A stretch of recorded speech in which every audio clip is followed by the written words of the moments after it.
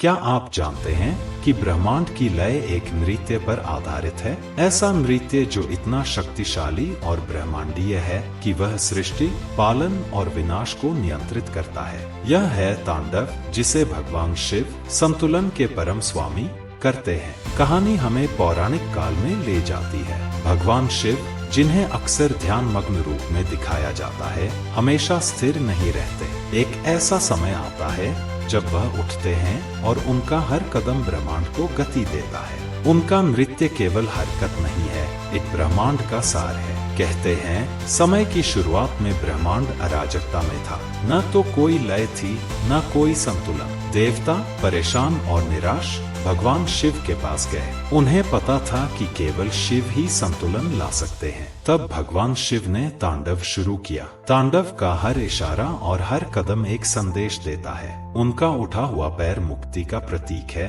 और धरती पर रखा पैर पालन का। उनके बिखरे हुए बाल ऊर्जा को हर दिशा में फैलाते हैं, जिससे सितारे और आकाश गंगाएं बनती हैं। उनके डमरू की आवाज सृष्टि की लय उत्पन्न करती है, जिससे कि पवित्र ध्वनि निकलती है, जिससे जीवन का आरंभ होता है। उनका त्रिशूल अज्ञानता का नाश करता है और ज्ञान की जीत का प्रतीक है। लेकिन तांडव केवल विनाश के बारे में नहीं है। यह हमें याद दिलाता है कि विनाश आवश्यक है ताकि नया निर्माण हो सके। जब शिव नृत्य करते हैं तो वह क्रोध या द्वेष से नहीं करते, वह नष्ट करते हैं ताकि कुछ नया और बेहतर बनाया जा सके। उनका नृत्य हमें सिखाता है कि अंत से डरना नहीं चाहिए, क्योंकि वह एक नए आरंभ की शुरुआत है। एक प्रसिद्ध कहानी में तांडव का उपयोग भगवान शिव ने अपस्मार नामक राक्षस से युद्ध में किया। अपस्मार अज्ञान और अहंकार का प्रतीक था। उसने पूरे संसार में भ्रम फैला दिया था। कोई भी उसे हरा नहीं सकता था।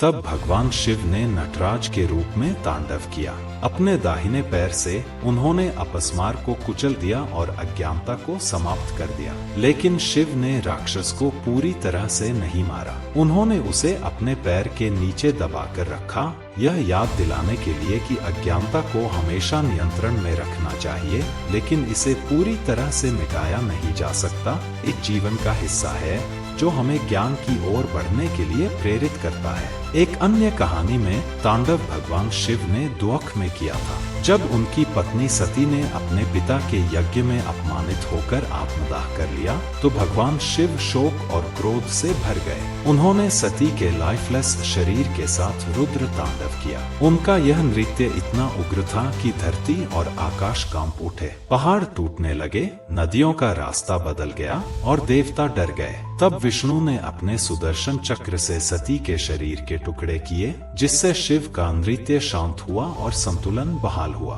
तांडव का एक आध्यात्मिक संदेश भी है। शिव का नृत्य जीवन का ही नृत्य है। जैसे वह सृष्टि, पालन और विनाश करते हैं, वैसे ही हम भी जीवन में इन चक्रों का अनुभव करते हैं। तांडव हमें सिखाता है कि हमें पुराने बंधनों को छोड़ना चाहिए, उन चीजों को नष्ट करना चाहिए जो अब हमारे काम की नहीं है, और विकास और नए निर्माण के लिए जगह बनानी चाहिए। नटराज के रूप में भगवान शिव की प्रसिद्ध छवि में वह आग के घेरे में नृत्य करते हैं। यह आग परिवर्तन का प्रतीक है, वह अग्नि जो भ्रम को जलाकर सत्य को प्रकट करती है। एक हाथ में शिव डमरू लिए हुए हैं, जो सृष्टि की ध्वनि का प्रतीक है, और दूसरे हाथ में आग, जो विनाश का प्रतीक है। उनका एक हाथ अभय मुद्रा में है, यह विश्वास दिलाते हुए कि हमें डरने की जरूरत नहीं है। उनके पैरों के नीचे अपस्मार है, जो यह याद दिलाता है कि अज्ञानता को हमेशा दबाकर रखना चाहिए। शिव का तांडव सिर्फ एक नृत्य नहीं,